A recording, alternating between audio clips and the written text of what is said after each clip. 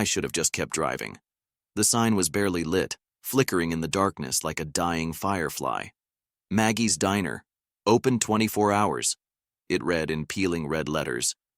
It sat alone on the side of the road, surrounded by nothing but vast, empty fields stretching under the moonlight. I hadn't passed another car in hours. My gas tank was nearing empty, and my stomach twisted with hunger. Stopping seemed like the logical choice. I wish I had ignored logic.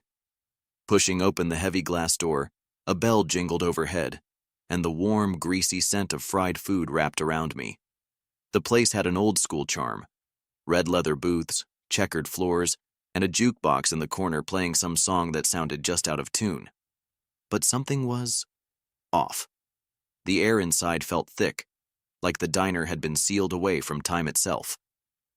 A woman stood behind the counter, wiping it down with slow, methodical strokes. She looked up, her expression unreadable. Her name tag read Maggie, but her eyes were the strangest shade of gray, almost like storm clouds waiting to break. "You lost?" she asked, her voice low and smooth. "No, just passing through," I replied, sliding onto a stool at the counter. Maggie gave a slow nod and gestured to the menu tucked under the napkin dispenser. "Everything on there's good, but I'd recommend the special." I glanced at the menu. The special wasn't listed. A strange sensation crept over me, a feeling that I was somewhere I didn't belong. But hunger overpowered hesitation. "Sure, I'll take the special." Maggie smiled. It wasn't a warm smile. It was the kind of smile a cat gives a mouse before the kill. As she turned toward the kitchen, I noticed the other customers, people I hadn't seen when I first walked in. 3 of them sat in a booth near the back, their faces shadowed. They weren't eating. They weren't talking. They were just staring. A shiver ran down my spine. The jukebox crackled, the song warping into a discordant mess. The fluorescent lights above me flickered, casting strange, elongated shadows. I should have walked out right then. But I didn't. And that was my first mistake. Maggie disappeared into the kitchen, and I was left alone with the unsettling silence of the diner. The 3 figures in the back remained motionless, their faces just out of reach of the dim overhead light. I tried not to stare, but something about them unsettled me. They weren't eating, weren't drinking, just watching. A cough snapped my attention back to the counter. A man had taken the seat next to me. I hadn't heard him approach. He was dressed like someone who had been on the road too long. Faded jeans, a heavy coat despite the heat, and boots coated in dust. His face was lined, his skin leathery, and his eyes held something deep, something heavy. He glanced at me once, then turned his focus to the counter, drumming his fingers against the worn formica surface. "You order the special?" His voice was barely above a whisper. I hesitated. "Yeah. Why?" He exhaled through his nose, shaking his head slightly. "Don't eat it." I let out a nervous laugh. "That bad, huh?" The man didn't smile. He just reached into his coat pocket and pulled out a single crumpled dollar bill, placing it on the counter like it held some significance.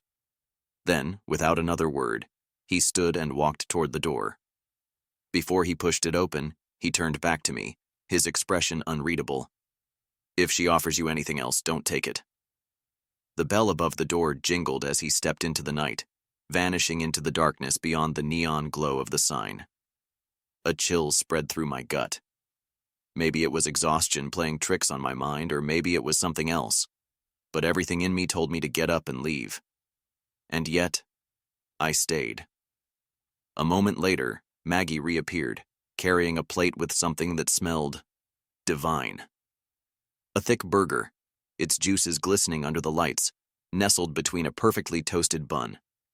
Crispy fries were stacked beside it, golden and dusted with something that smelled both sweet and smoky. My stomach growled at the sight. She placed the plate in front of me with a satisfied nod. "Enjoy." I hesitated, recalling the stranger's warning.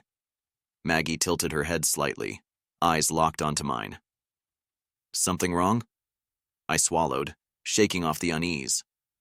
"No, just tired." I picked up the burger and took a bite. A rush of flavor exploded across my tongue. Smoky, savory, rich in a way I had never experienced.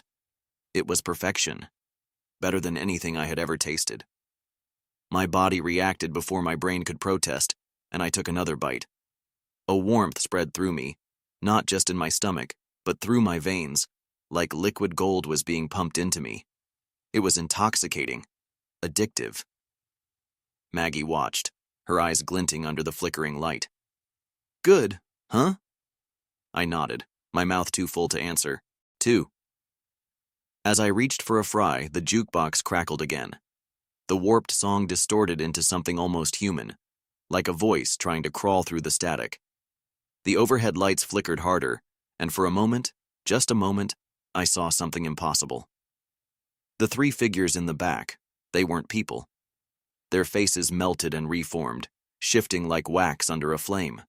Their eyes were hollow, their mouths stretched too wide, their skin flickering between something solid and something wrong. The diner swayed. I blinked and they were normal again. Three people sitting in the booth, their faces blank but human. The light steadied. The jukebox returned to its off-key hum. My breath came fast. My hands trembled. I looked down at my plate. The burger was gone. Had I eaten the whole thing? I didn't remember finishing it, but my stomach was full. Too full, like something heavy was sitting inside me, pushing against my ribs. A wave of nausea rolled through me, thick and cold. Maggie leaned on the counter, smiling that same strange, knowing smile. Feeling all right? I opened my mouth to answer, but the words never came. Pain lanced through my chest, sharp and deep. It spread outward, radiating through my limbs. My fingers tingled. My vision blurred. I tried to stand, but my legs refused to cooperate.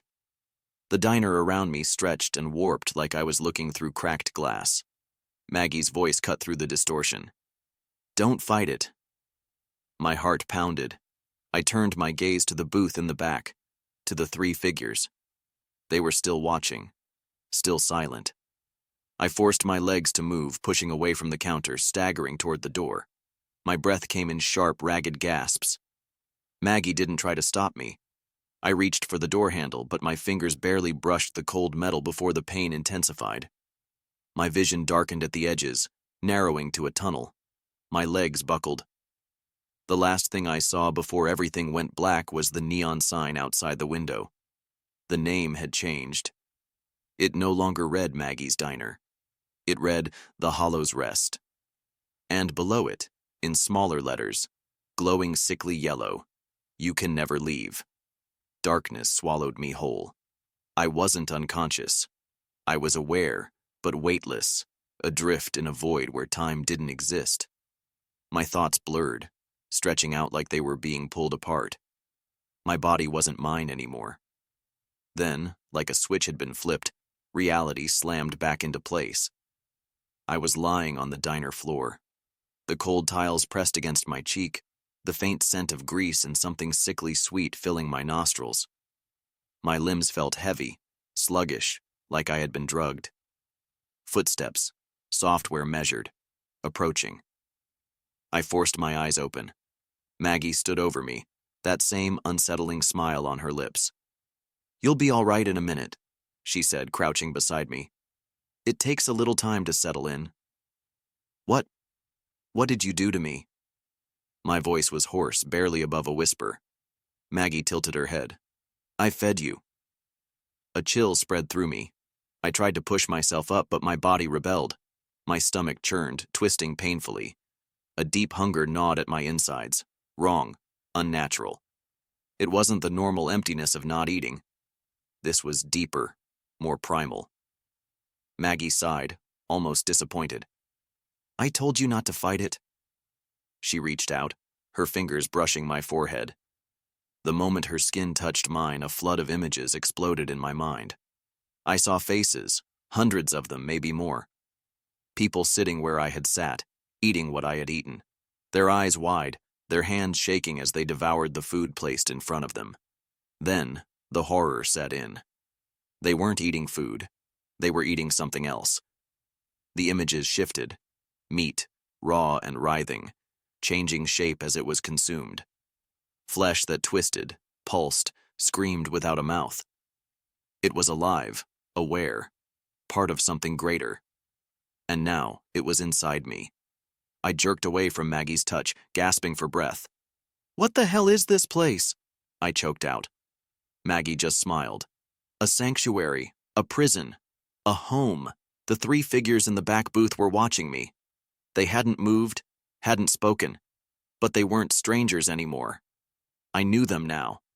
I had seen their faces before, in the visions, in the memories that weren't mine. They had sat here once, just like me. They had eaten. They had changed. "You should sit down," Maggie said. "The hunger is going to get worse before it gets better." She wasn't lying. It was spreading now, that gnawing emptiness. My stomach clenched, my insides twisting like they were trying to devour themselves. I felt hollow, like something vital had been scooped out of me and replaced with a void. I staggered to my feet, gripping the counter for support. My reflection stared back at me from the greasy metal surface. My skin was paler, my eyes sunken. I looked like I had been starving for weeks. My gaze snapped to Maggie. "What did you feed me?" Her smile never wavered. "What you needed." A sharp pain lanced through my gut. I doubled over, a strangled cry escaping my lips. The hunger. It wasn't just hunger, it was demanding. I needed more. I needed to eat. The thought repulsed me, but the more I fought it, the worse it got. My hands shook. Sweat dripped down my forehead. My mouth was dry, my tongue sticking to the roof of my mouth.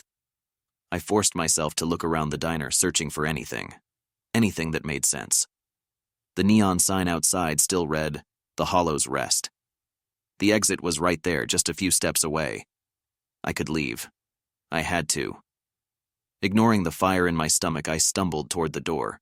My fingers wrapped around the handle and I pulled. Nothing. The door didn't budge. I pulled harder. The handle twisted in my grip, but the door wouldn't open. It wasn't locked. It was just wrong. The air around it shimmered like heat rising from pavement, distorting everything beyond it.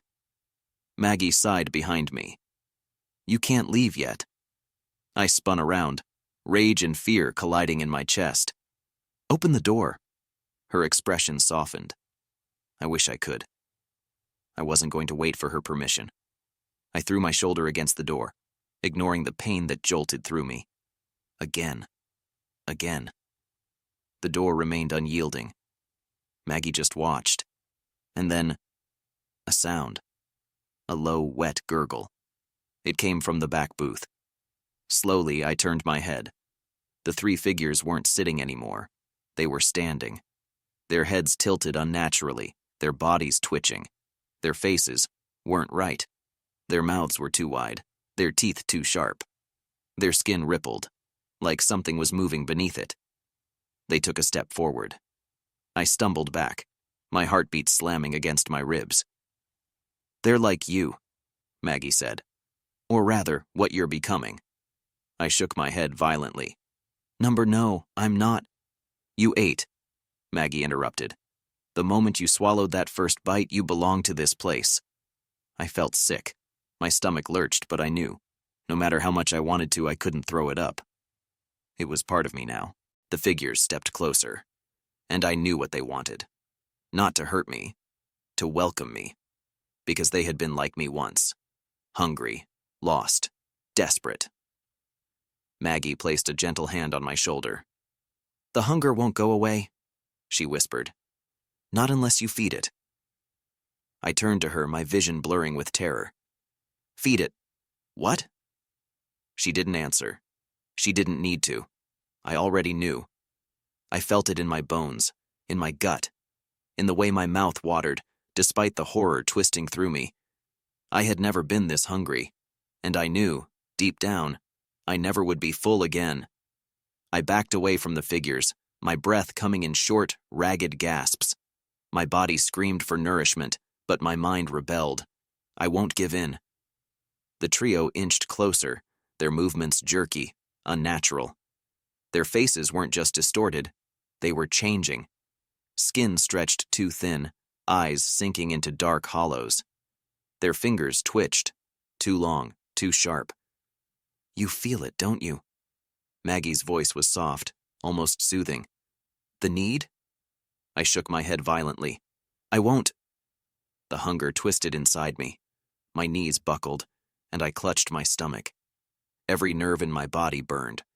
The void inside me was vast, endless, clawing at my insides with desperate need. I could hear it. A whisper. A pulse. Not from the diner. From inside me. "Don't fight it," Maggie murmured. My vision blurred. My body ached in ways I couldn't describe. The smell of the diner shifted. Grease, sugar, and something richer, deeper, alive. My mouth watered. One of the figures stopped inches away from me. I could see the hunger in their sunken eyes. The understanding. They knew what I was going through. Because they had once fought it too. I clenched my fists, nails digging into my palms. "There has to be another way." Maggie sighed. "There isn't." The figure closest to me reached out, fingers trembling. I felt a surge of desperation. Not to run, not to fight, to feed. The hunger was winning, and I didn't know how much longer I could hold on. I stumbled backward, my body trembling from the unbearable hunger. My vision wavered between reality and something else, something primal, ancient. The smell of the diner thickened in my nostrils, no longer just food but something richer, meatier, and horrifically enticing.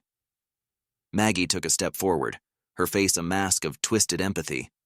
It's always hardest the first time. The figures surrounding me shifted, watching, waiting. They weren't just strangers.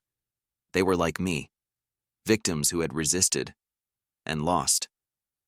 I shook my head, swallowing down the bile rising in my throat. "There has to be another way." "There isn't," she whispered. The hunger surged again, a knife twisting inside me. My hands trembled as my fingers curled involuntarily, twitching, stretching towards something unseen. My body knew what it wanted, even if my mind refused to accept it. Maggie gestured to the counter. A plate sat there, fresh, steaming. The scent was intoxicating, so much so that I nearly fell to my knees. My mind screamed at me, "Don't eat it." But the other part of me, the part that was breaking, was already leaning forward. I needed to stop. I needed to fight. But then, the bell above the diner door jingled. A man walked in, fresh, unknowing. The others turned toward him in eerie unison, and I understood. The real horror wasn't that I was hungry. It was that they expected me to feed.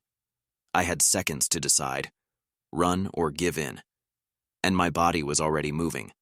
I ran. Before my mind could fully process it, before the hunger could chain me down, my legs were already moving. The moment the bell above the door chimed again, my shoulder slammed into the stunned newcomer, knocking him aside as I bolted for the exit. The cool night air hit me like a slap, shocking me back to reality. But the relief was short-lived. Behind me, the diner erupted in chaos. "Stop him!" Maggie's voice rang out, her usual sickly sweetness replaced with something raw and desperate. The others moved fast, too fast. Shadows twisted against the pavement as footsteps pounded behind me, gaining. My breath came in ragged gasps, my muscles screaming from exhaustion and hunger, but fear propelled me forward. The road stretched out before me, endless and empty. No cars, no signs of life, only the dark, yawning abyss of the unknown. My mind raced for a plan, for anything that could save me. Then a screech. Headlights burst into existence down the road, blinding me. A car, coming fast. I had no time to think. I veered toward it, waving my arms wildly. My vision blurred. My body felt like it was splitting apart, but I had to reach them.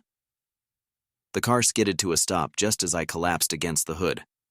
A man inside rolled down his window, eyes wide with confusion. "Jesus, kid, you okay?" Behind me, the shadows hesitated at the diner's edge. The others, Maggie, the patrons, stood frozen, Their eyes locked onto me. They wouldn't come closer. They couldn't. The man frowned, glancing past me toward the eerie little restaurant. You from that place? I shook my head violently. Please, just take me anywhere but here. His hesitation lasted a heartbeat too long. My stomach twisted in agony, the hunger a living thing inside me. The diner's scent clung to my skin, whispered inside my skull. The man's pulse, beating, strong, human, was like a siren song. I gritted my teeth. Number. The car door clicked open. All right, get in. I scrambled inside, slamming the door shut just as I heard Maggie's voice, distant yet crystal clear. You'll be back. The tires squealed as we sped off into the night. I didn't look back. I couldn't. But deep inside, I knew she was right. Because the hunger wasn't gone. And I was terrified of what would happen when I could no longer outrun it.